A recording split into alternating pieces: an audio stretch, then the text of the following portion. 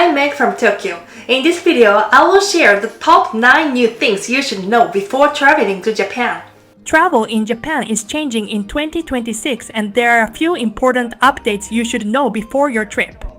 From a game-changing new Suica system to a new Shinkansen rule and updated entry procedures, these changes could affect how you travel in Japan. We also offer private tours in Tokyo, Osaka, and Kyoto, so feel free to contact us through the link below. Alright, then let's go! Number 1.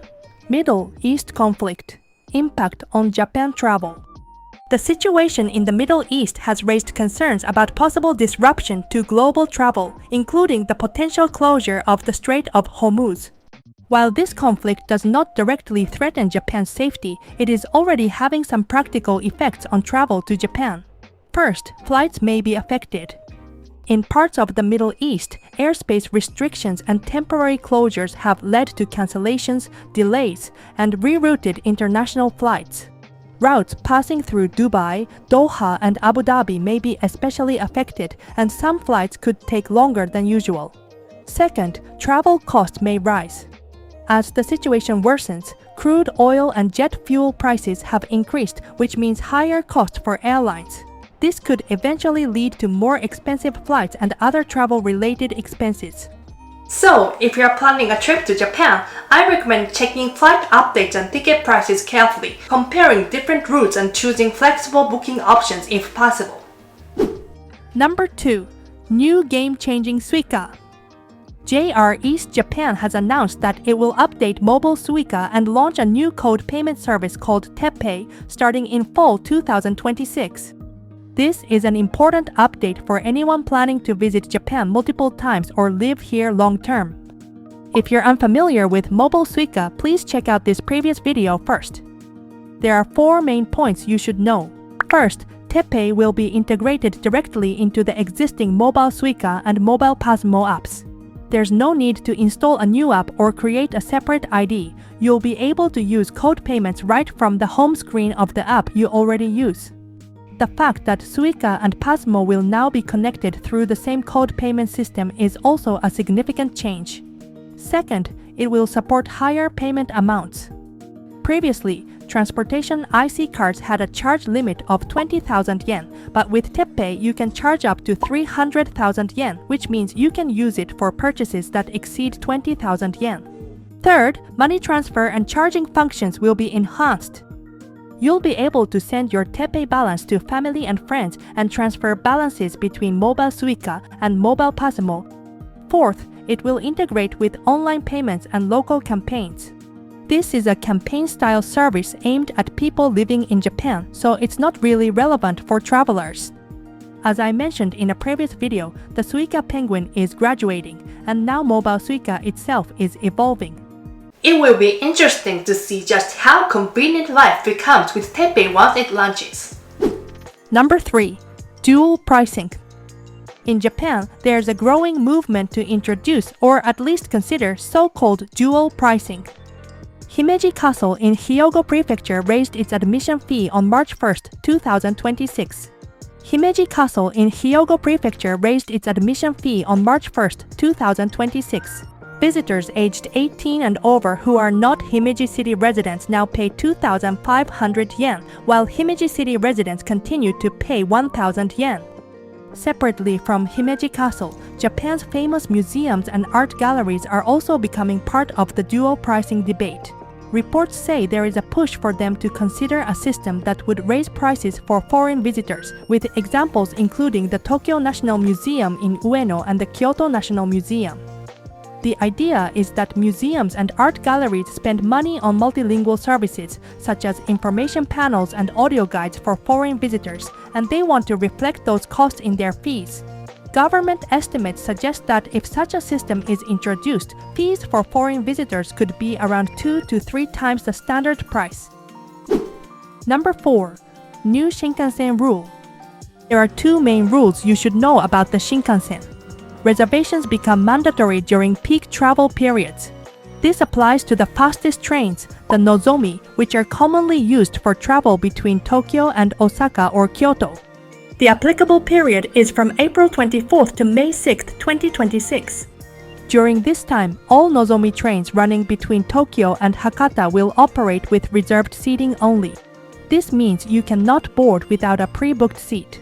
On the other hand, Hikari and Kodama trains will continue to offer non-reserved seating. While I honestly don't recommend this option if you're not too worried about your travel time and want to enjoy a more relaxed journey, you could choose to use these trains without making a reservation in advance. On trains like the Nozomi and the Hikari, if your luggage is larger than 160 cm in total when you add up the length, wind, and height, it's best to book a seat called seats with an oversized baggage area in advance. The luggage space is right behind the last row of seats and only people with a reservation can use it.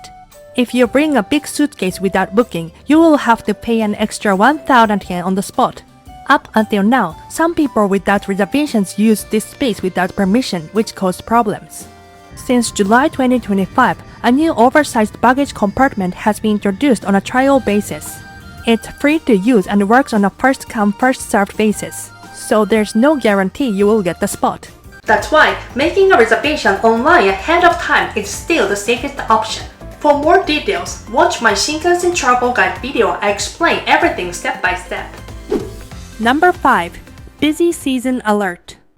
Parts of April and May in Japan are extremely busy travel periods. First, in April, the Easter holiday often brings an increase in international tourists. Especially in years when it overlaps with cherry blossom season, popular sightseeing spots can get very crowded. Then, in May, Japan has its major holiday period, Golden Week.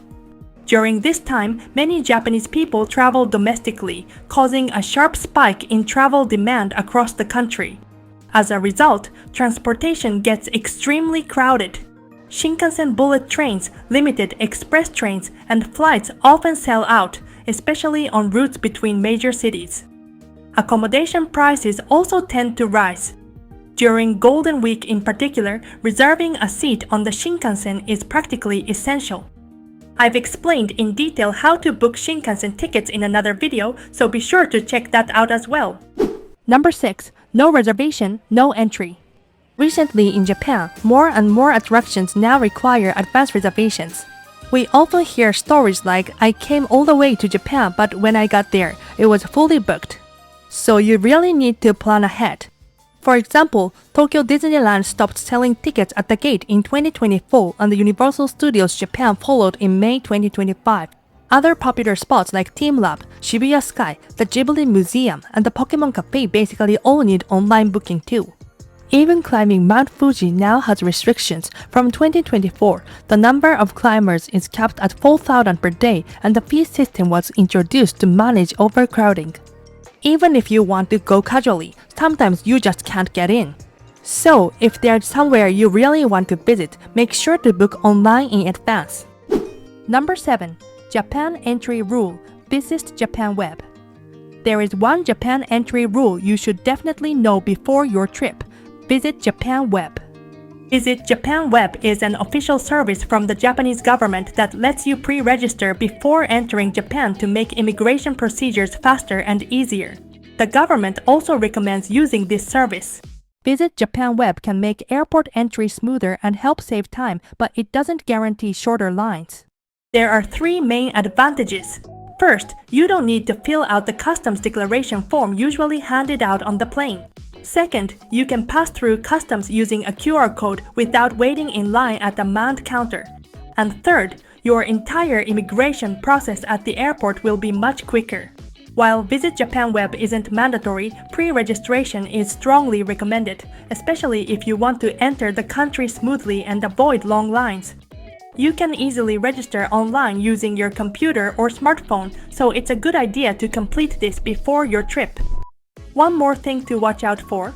In June 2025, the Japanese government warned about fake websites pretending to be the official Visit Japan Web, charging unnecessary application or handling fees. The official website, managed by Japan's digital agency, is completely free. So, please be careful and make sure you register only on the official website. Number 8. New Open Info. There are also some new attractions worth checking out if you are visiting Japan this spring. First is the Nara Prison Museum. This new museum, set inside the former Nara prison, is scheduled to open on April 27, 2026. Since visitors will be able to explore a historic red brick building, it could become a very popular new spot for people traveling from Kyoto or Osaka. Second is the reopening of the Edo Tokyo Museum. This is not a completely new opening, but the museum will reopen on March 31, 2026 after a long closure. It is one of the best places to learn about Tokyo's history, so this is great news for anyone planning to visit Tokyo. And third is the Imperial Hotel Kyoto. This new luxury hotel opened on March 5, 2026 and has already been drawing attention because it uses a historic building in the Gion area. Its top suites are priced at 3 million yen per night, so it is especially attracting interest from luxury hotel fans. Number 9. Possible increase in departure tax. Japan has a departure tax. It's a tax you pay when you leave Japan, but you don't pay it separately at the airport. It's already included in your airline ticket or ferry ticket, so a lot of people don't even notice it. Right now, it's 1,000 yen per person each time you depart Japan. But for departures on or after July 1st, 2026, it's scheduled to increase to 3,000 yen. And this is important, it's not just for foreign tourists. It applies to everyone leaving Japan, including Japanese citizens. By the way, in a previous video I mentioned a proposal to charge 5,000 yen only for first class and business class passengers. But that idea is now being shelved, mainly because it would make airline procedures more complicated. The good news is, you won't need to do anything special at the airport or pay separately. But once the increase starts, your ticket will effectively cost more because the tax is included in the fare. So, the key point is Japan has a departure tax and it will increase for departures from July 1st, 2026. That's all for today. Don't forget to subscribe and hit the like button. See you at the next video.